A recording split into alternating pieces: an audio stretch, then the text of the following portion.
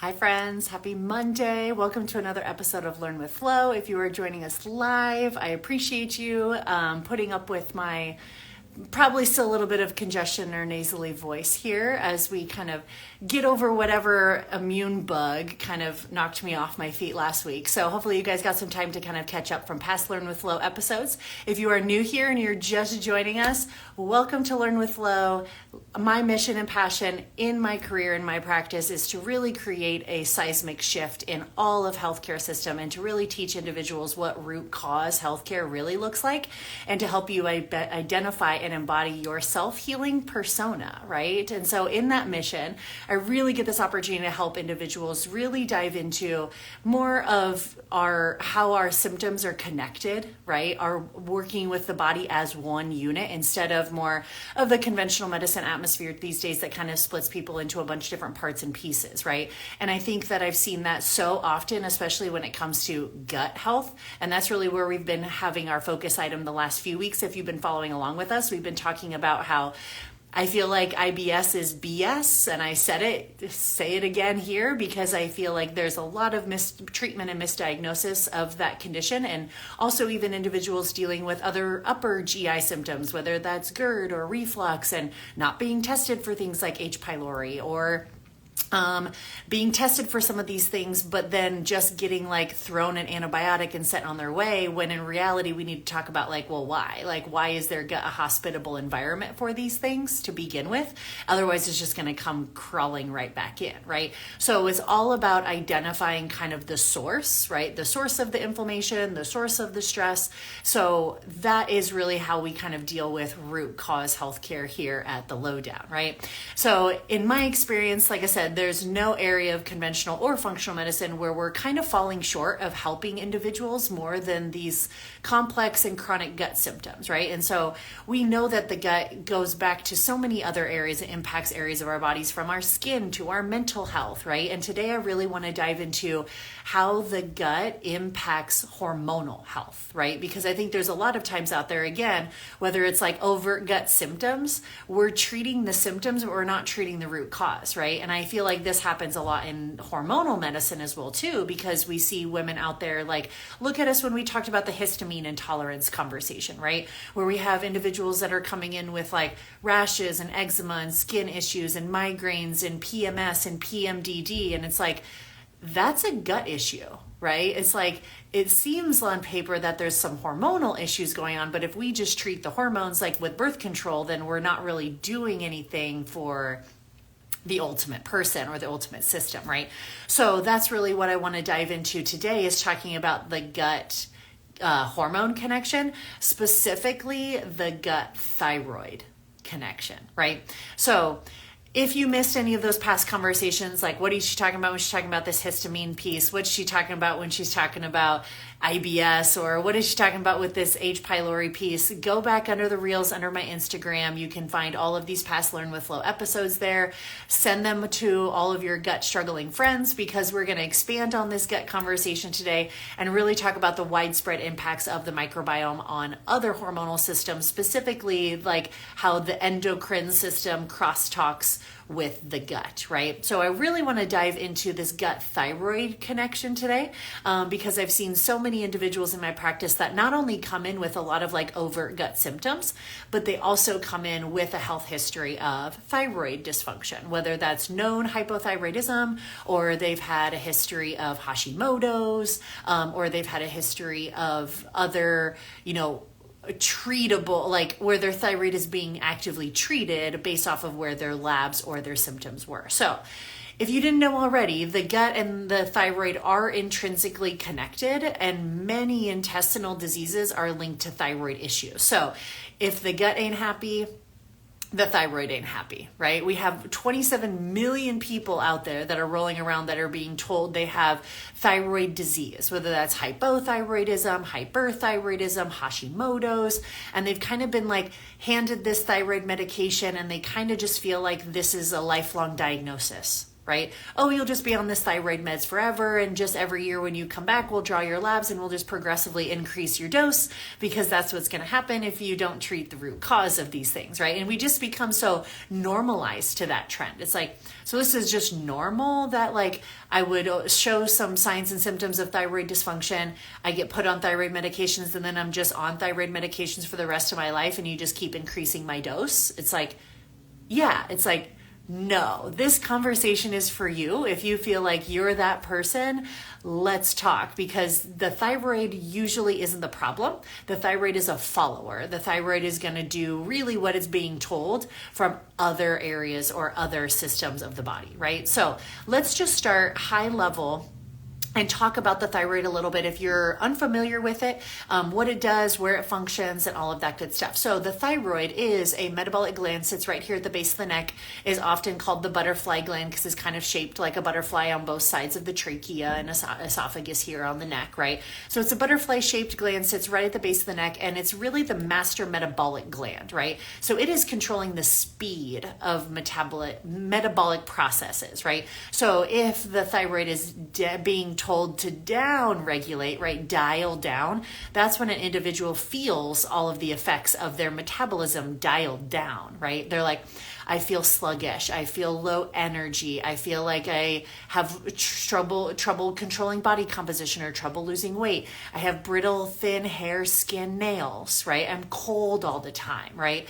I'm constipated, right? It's like, you kind of just see the body like powering down the thyroid. And that's because it's being told to do so, right? It's a perfectly healthy reaction that the thyroid would do that. We just need to ask and figure out like, well, why? Why is the body telling the thyroid to power down? What's that root cause, right? So it can also speed things up. That would be like hyperthyroidism, where we start to see people kind of getting more of like the racing heart rate, rapid sweating, unprovoked weight loss. Sometimes you get like the bulging eye or like the thyroid eye disease kind of look as well too, with like the hyperthyroidism. Some people swing between hypo and hyper. Oftentimes that's more of an autoimmune picture, which we call Hashimoto's, right? So you can see right here, you're like, autoimmune, my immune system's in the gut can attack the thyroid in an autoimmune pattern. I'm like, yes, you're starting to put the pieces of the puzzle together here. So the thyroid in and of itself, it is a gland that's designed to detect safety responses throughout the body, right? So it's always looking for, specifically in judging energy. Is there energy available? Is there energy to spare? Do I need to conserve energy, or is there energy to burn?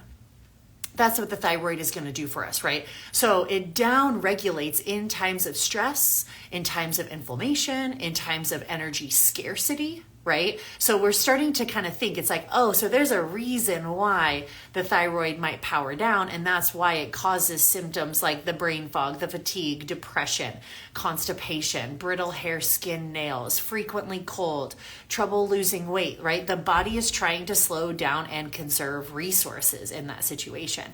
And so that's where we have to, my question isn't like, oh, here, let's just throw more thyroid meds at the situation. It's like, that may not be the problem, right? The body may just be struggling, or like not struggling, but like intentionally dialing that thyroid down for a reason, right? And we need to figure out what that reason is instead of trying to override those body responses.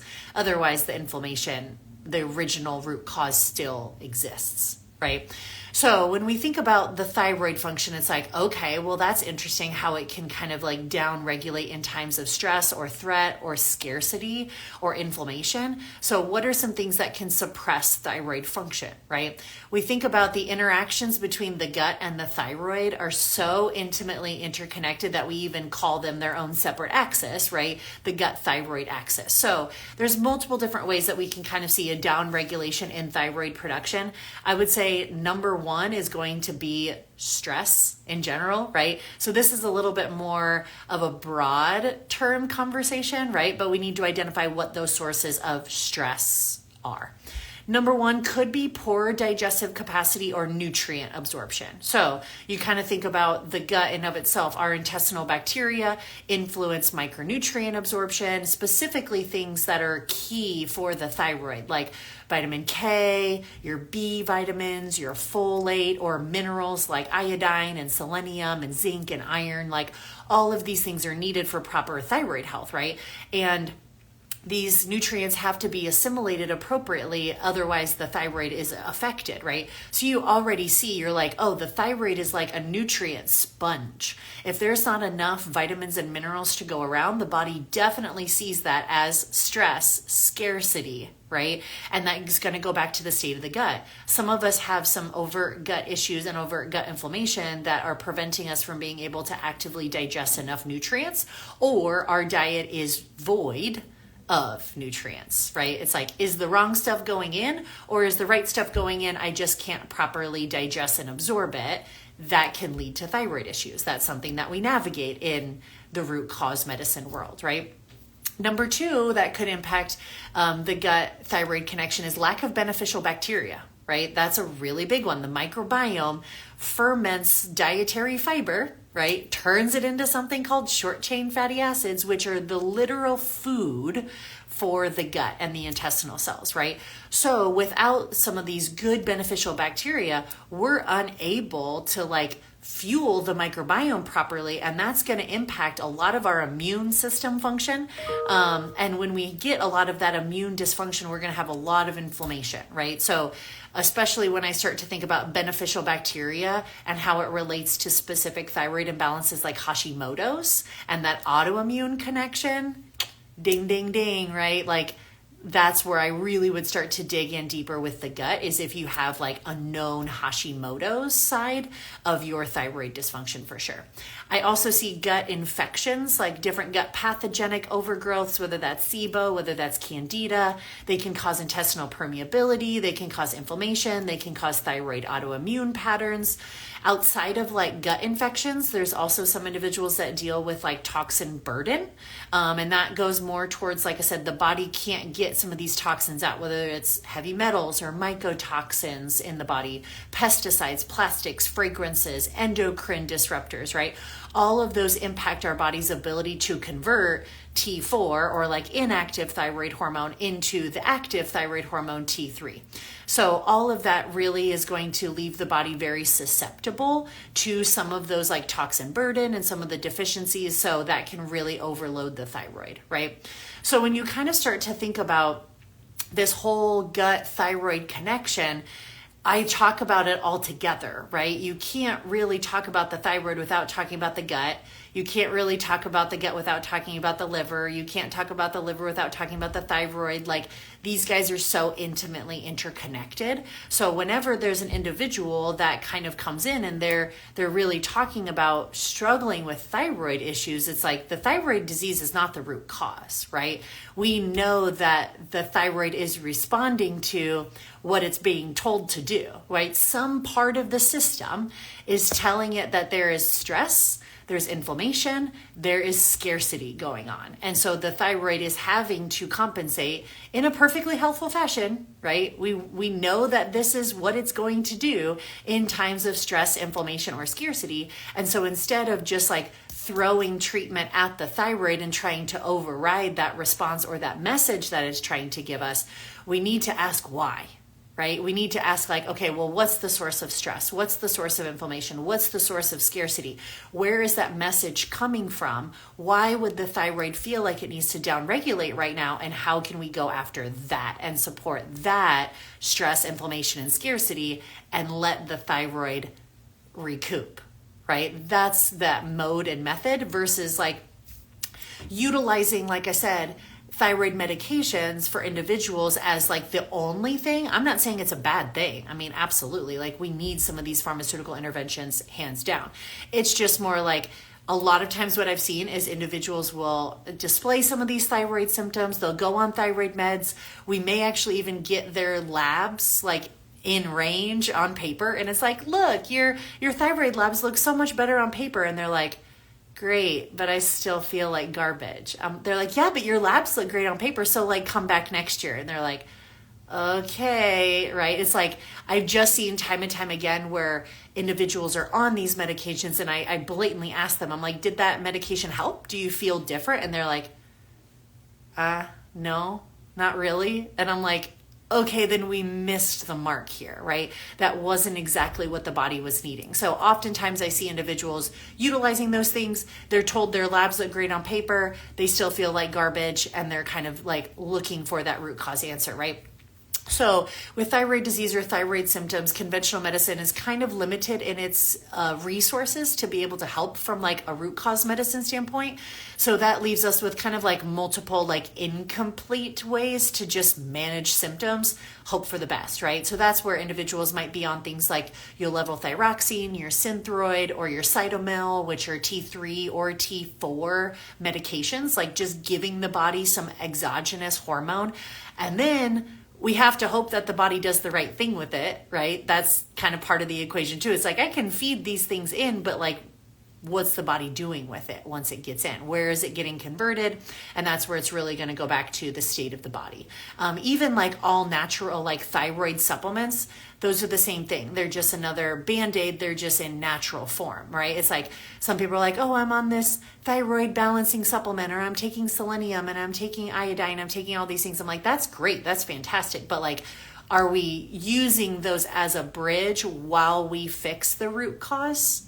Because those aren't things that you just are on forever, right? With no rhyme or reason to it.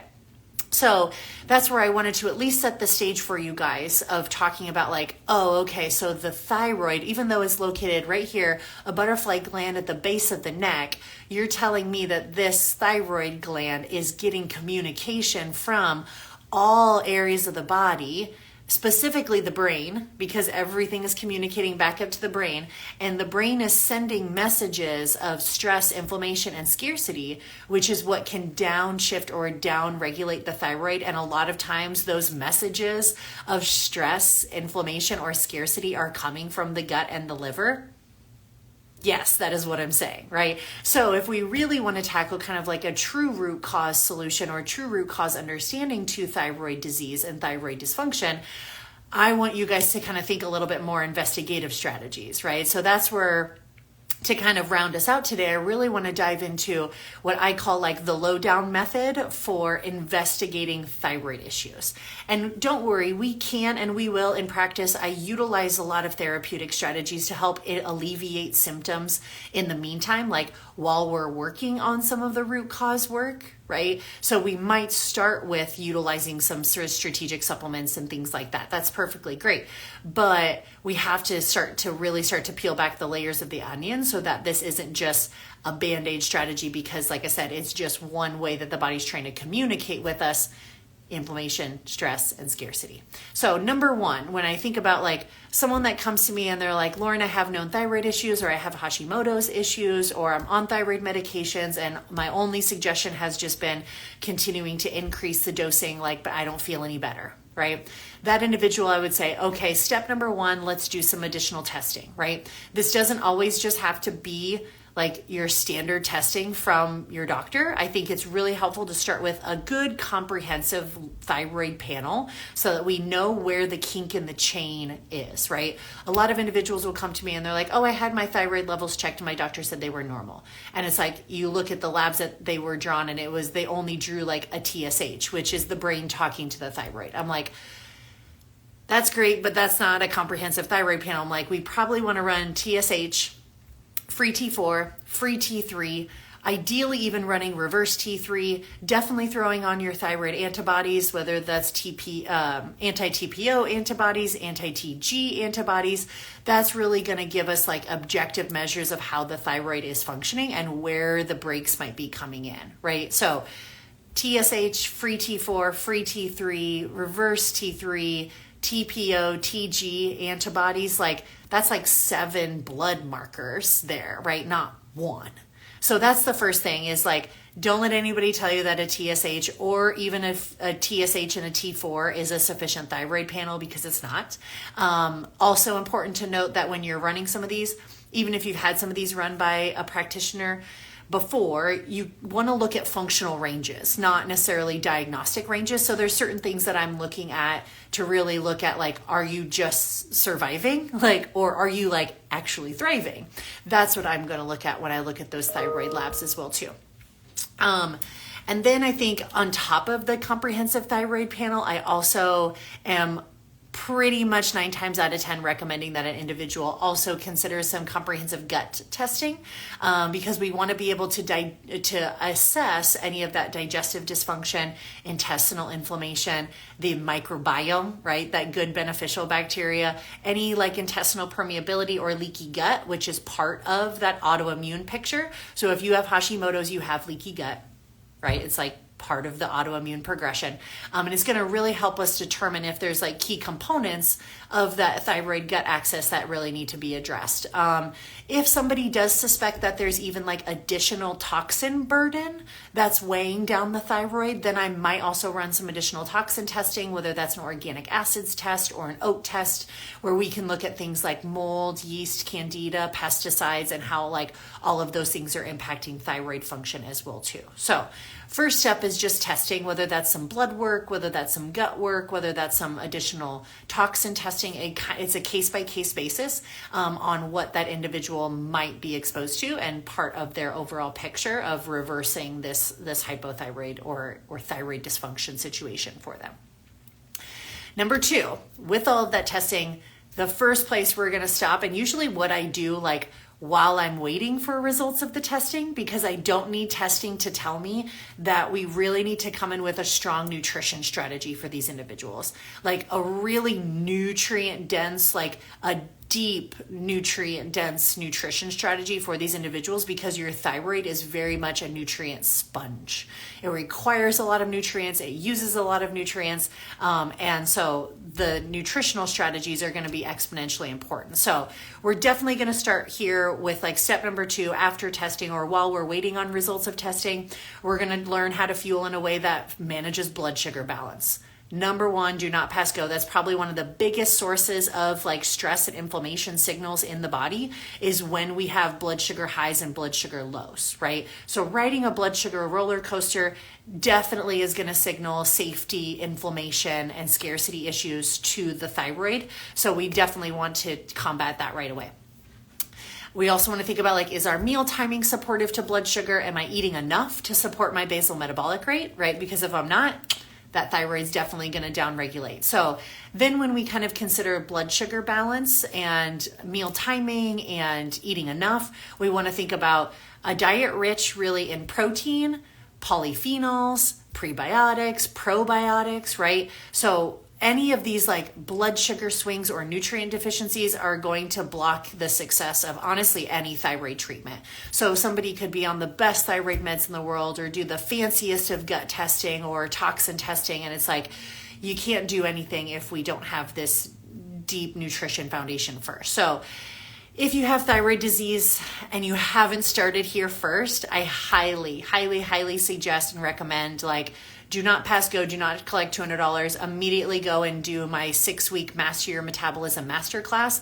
That will walk you through all of the foundational interests in functional nutrition, like how to eat in a way that supports blood sugar balance. How do I recognize my basal metabolic rate? How do I fuel my body in a way that balances blood sugar and supports thyroid function and doesn't send the signals of this stress, inflammation, and scarcity? Definitely go do my Master Your Metabolism Masterclass. You can start that at any time. It is a self-paced course. That will be like where I would start first before you even dive into any additional testing, for sure, right? Then when we have like the testing ordered, we're talking about the deep nutrition, and we get some of the results of the testing, that's where we're going to start to dive in and address what we find. So step number 3, when it comes to thyroid imbalances, so step number 1 was testing. Step number 2 was like deep supportive thyroid nutrition. Step number 3 is going to be addressing any digestive dysfunction or microbiome imbalance. So once we can kind of confidently say that the right stuff or the right food is going in, now I really need to evaluate, like, okay, is it being digested, absorbed, and assimilated appropriately, right? Low stomach acid, right? We talked about this with that H. pylori episode a couple weeks ago. So low stomach acid, low bile production, all of those can impede nutrient absorption that's needed for thyroid health. It can also cause some of those blood sugar reactions and inflammatory responses as well too. So we definitely want to look at, like I said, stomach acid, bile production, liver production, gallbladder, pancreas, all of that type of stuff. And then we're going to target any downstream dysbiosis from there, which is really just a fancy way of saying like beneficial versus pathogenic bacteria, right? So beneficial bacteria are going to produce like all of the great things that help us convert that T4 into T3. We're going to want to treat any pathogenic overgrowth that could be leading to like leaky gut and part of that autoimmune picture. We also want to think of that a big part of like the autoimmune thyroid picture, whether that's Hashimoto's or Graves', will definitely be removing any of these pathogens and restoring that gut barrier to calm down any of these autoimmune progressions for sure. So I talk about that a lot with my autoimmune folks, is that like autoimmune, whether it's Hashimoto's or Graves' or Crohn's or RA or lupus or whatever, it's like it is genetics, leaky gut, and an environmental trigger, right? So it's like we're talking right here and right now about how stress, inflammation, and scarcity really trigger the thyroid, and those are all the same things that also trigger autoimmune patterns. So it's like not uncommon why a lot of thyroid disease is autoimmune in nature. Just kind of part of the trick of the trade. But what I want you guys to know is like why we treat the gut when it comes to treating the thyroid, right? You don't treat the thyroid directly, like why are we treating the gut to do that? Once we do our testing, we get results back, we're working on the deep nutrition for thyroid health. We're also implementing then our strategies around digestive dysfunction or microbiome balance.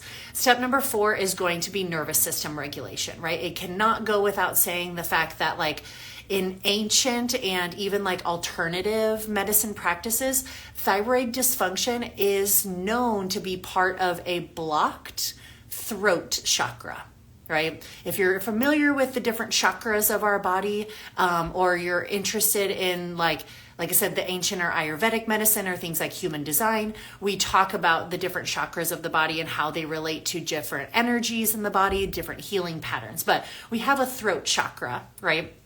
And the nervous system piece of this puzzle is part of the practice as well too, of a lot of people are like, wow, that's intriguing. Like no one's ever talked to me about the fact that like thyroid dysfunction and the throat chakra kind of manifest sometimes in someone that's not able to adequately communicate their needs. Right? So I'm always asking someone like with the thyroid stuff, it's like, do you feel like you have trouble like advocating for yourself or like sharing your opinion?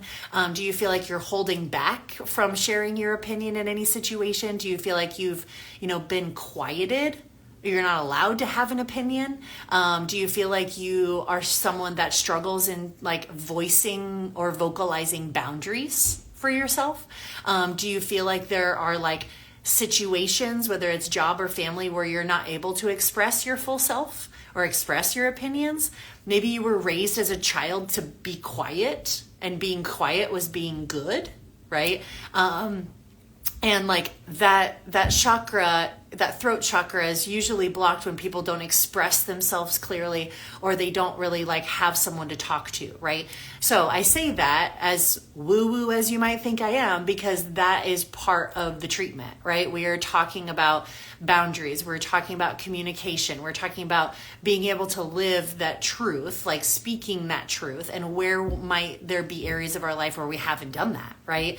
That's kind of part of that nervous system regulation. So a lot of people in this mode benefit from nervous system regulation tools that allow them to use their voice, whether that's journaling, meditation, singing, humming, like supportive relationship, conversation, talk therapy, right? A lot of those things, like getting them to activate that chakra and move a lot of that energy out, can be very, very therapeutic and beneficial for these individuals too. So as woo as you think I am, I'm going to throw it in there because it's all part of the medicine. It's part of the mind-body medicine that I teach and preach here at the Lowdown. So if you're into it, great. If you're not, that's all right. Stay along for the ride. It might catch on at some point. So when we think about the Lowdown method for investigating thyroid issues, let's loop it all together. Number one is testing. Don't let anybody tell you that a TSH and a free T4 is a complete thyroid panel. It is not. If you are looking at the thyroid, we should be looking more in depth, free T3, reverse T3, thyroid antibodies for sure, and probably even doing some more advanced gut testing.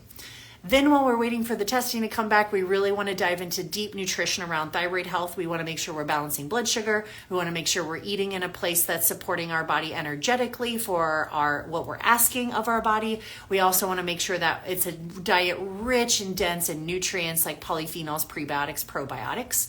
And then once we get results back of the testing, we'll want to really address any microbiome imbalance. We'll want to address any digestive dysfunction, knowing that we can also loop in nervous system regulation, throat chakra work along with this as well too. Now, some individuals, even with that Lowdown method that I described here, some individuals still might need to address more toxins or more chemical in nature, whether that's endocrine disrupting chemicals. Some people need to address like liver burden or detoxification. Some people need some more strategic supplementation support, and all of that is available, right? It's just about customizing that approach and recognizing that this process is a journey. It's not one thing. It is not just like, oh, I have thyroid symptoms, here's a thyroid med, and I walk out the door and come back every year just so you can increase my thyroid medication. It's like, we're missing the mark. Like, that is not root cause medicine. That's not what I'm about. I want individuals to start to understand, like, why? Why is my thyroid feeling like it has to downregulate? It's doing it for a reason, and it's smart. It's not dumb. It's doing it for a reason. I just need to figure out what that reason is, and I want to counter it and go after that root. More often than not, I find that it is part of the gut and the liver, knowing that the gut and the liver is very intricately connected to thyroid conversion, as well as overall inflammation, stress, and scarcity signals in the body. It's not an overnight success story. These types of things take 3, 6, 12, even more longer months, depending on how much we regulate like the whole mind-body approach. But giving yourself that time sure saves you decades of just living on Band-Aid solutions that just keep popping symptoms up elsewhere. So hopefully that was a different perspective than you've heard before, maybe around treatments on thyroid or some alternative approaches, getting the wheels turning for you. If you're interested in learning more, don't hesitate to click the link in my bio. It will take you to my page where you can learn all about my one-on-one services or any of my courses that I have on Renew University as well too. So gut thyroid connection coming at you to start this Monday, and we'll talk more about how this gut cross talks with other endocrine systems in the coming weeks. So happy Monday.